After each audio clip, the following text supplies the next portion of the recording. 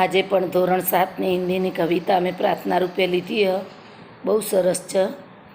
એના શબ્દો બહુ સરસ છે કે ભારત વિશે કવિની કલ્પના. આજે જો બધાના મનમાં આ શબ્દો અંકિત થઈ જાય ને તો અંકિત ત્રિવેદી જેવું બોલે છે ને એવું જ ભારતનું બહુ સુંદર એમ કે ધરતીની જે સ્થિતિ છે એ દેખાઈ જાય, લીલોતરી હરિયાળી.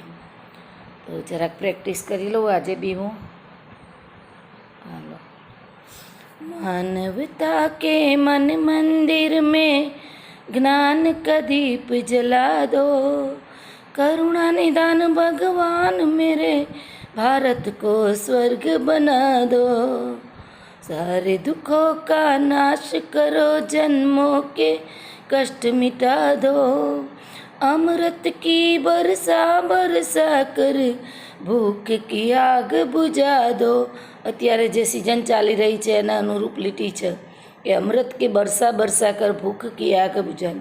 हे कुबेर भंडारी जगत में ज्ञान का दीप जला दो, करुणा निदान भगवान मेरे भारत को સ્વર્ગ બના દો.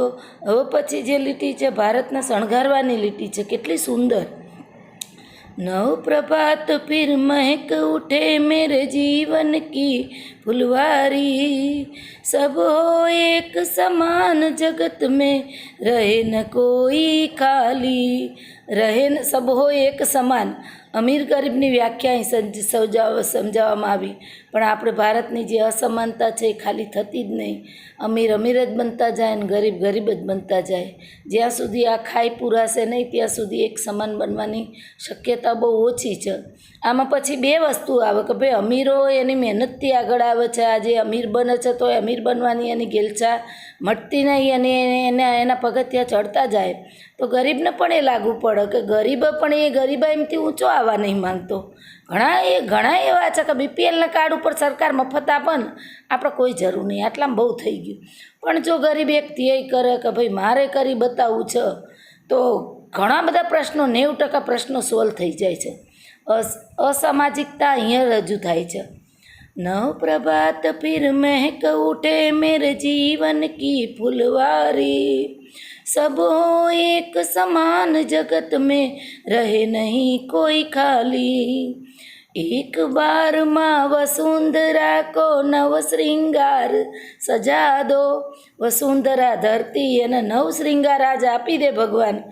करुणा निदान भगवान मेरे भारत को स्वर्ग बना दो, मानवता के मन मंदिर में ज्ञान का दीप जला दो, करुणा निदान भगवान मेरे भारत को स्वर्ग बना. पहली લીટી છે તો માનવતા કે મન મંદિર મેં જ્ઞાન કા દીપ જલા દો. જો દરેક જગ્યાએ જ્ઞાનનો દીપ એ થઈ જાય, પ્રજ્વલિત થઈ જાય તો ખરેખર એમ કે અને શિક્ષણ બહુ જરૂરી છે. હું જ્યાં નોકરી કરું છું સૌરાષ્ટ્રમાં, લગભગ સૌરાષ્ટ્રમાં એમ કે શિક્ષણનો અભાવ છે. થોડાક જ ભણે છે. કેટલી બધી સરકારી યોજનાઓ અત્યારે તો કન્યાઓ માટે તો કેટલી બધી યોજનાઓ, અને અહીંયા કન્યાઓને જ ભણાવવામાં આવતી નહીં.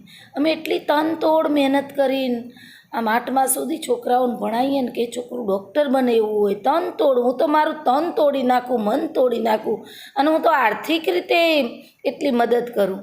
પણ એ છોકરું 8માં કે 9માં જાય એટલે સીધું એને કામે લગાડી દઈએ.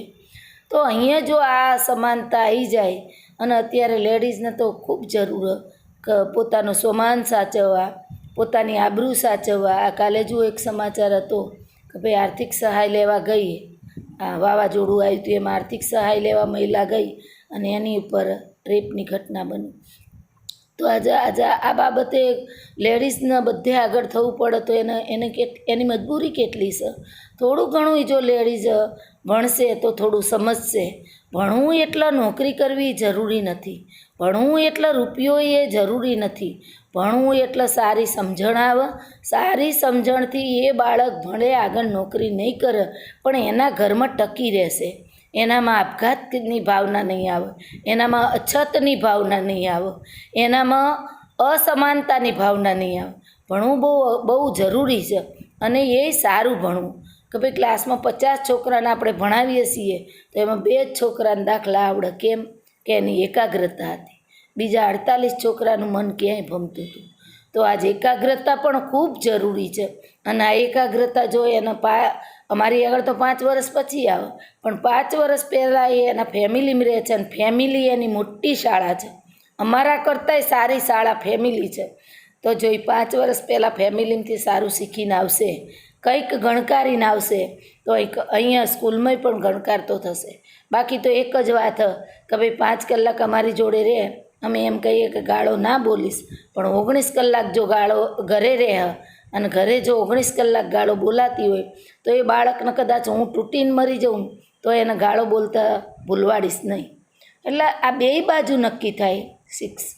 શિક્ષણમાં પણ નક્કી થાય અને ફેમિલી પર પણ નક્કી થાય. જો આ બે પાત્રો, વાલી અને શિક્ષણ, 2 પાત્રો જો એકબીજાને સમજી જાય અને એકબીજાને સાથ સહકાર આપે ને તો જ્ઞાન કા દીપ જલા દો એ શબ્દ કવિએ લખવું જ ના પડત. અસ્તુ.